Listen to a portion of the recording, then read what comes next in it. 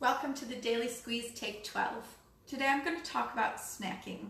So I have a plethora of food out, and I just want to start off by saying snacking is one of those things that a lot of people can get frustrated with.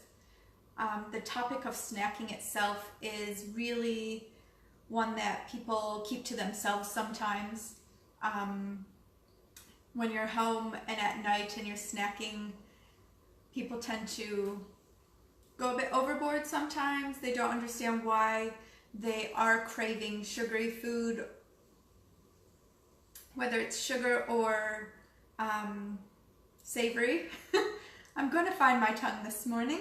So I've got all this out, everything from chips to Redskins, chocolate, popcorn, fruit, veg, hummus, and nut butter. So these are just some snacks that I just really quickly found around my house.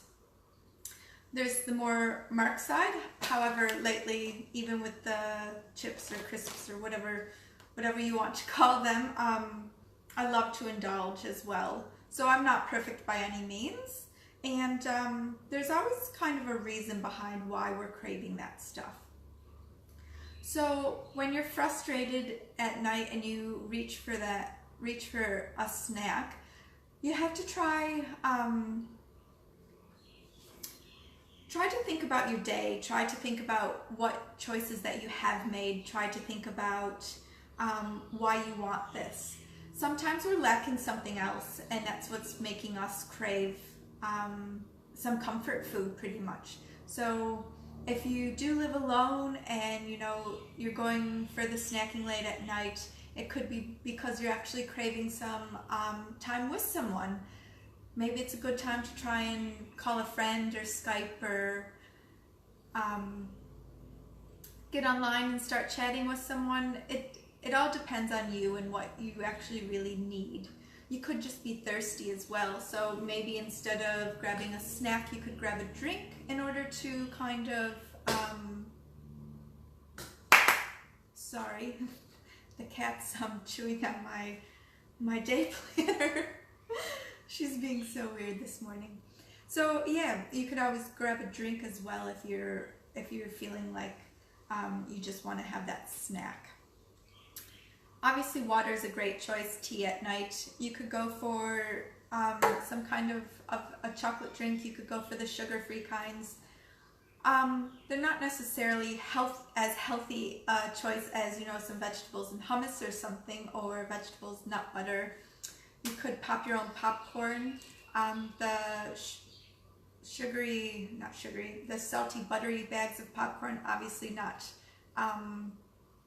one of the best options, but if that's something that you normally eat, there's always a way that you can kind of end your frustration and really be conscious about what you're snacking by just tweaking it. So if you think about it, you have so many choices you make when you go to the shops to get your snacks. If you meal plan ahead of time, and if you're going to prep, like I usually have all this stuff cut up, but I just had the last of mine yesterday, so that's on my to-do list today. But so I meal plan. I think about what I'm going to do during the week. I think about what kind of snacks I want around, and write everything down, and I try my hardest to stick to a list. And I get that it's not that easy because you could live with other people, so there's always the snacks for them as well. But it's communicating with them as well. For a while, I did not want the chips around, and Mark just really nicely put them in his office and just kept them away from me. And that's all it needed. They were his, they weren't mine. Now, because I got over that, they can be in the pantry. I can see them. Most days, I can just ignore them. Some days, we all have our weaknesses, and it's okay. Don't get so mad at yourself if you are snacking, because you have to take some time and find that reason behind why you're doing it. So when you're going to bed and you're frustrated with yourself and you're having that negative talk about, why did I do that? Now I feel so full.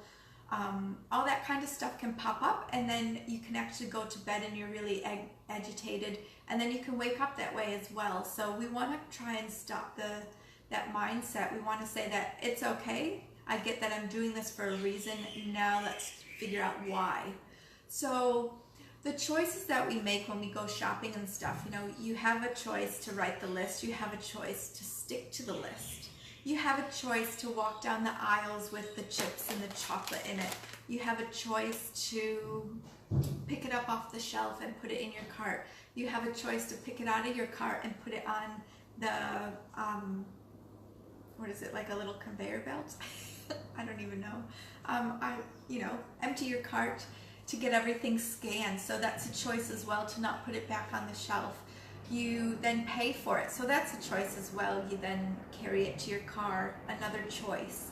You bring it into your house, another choice.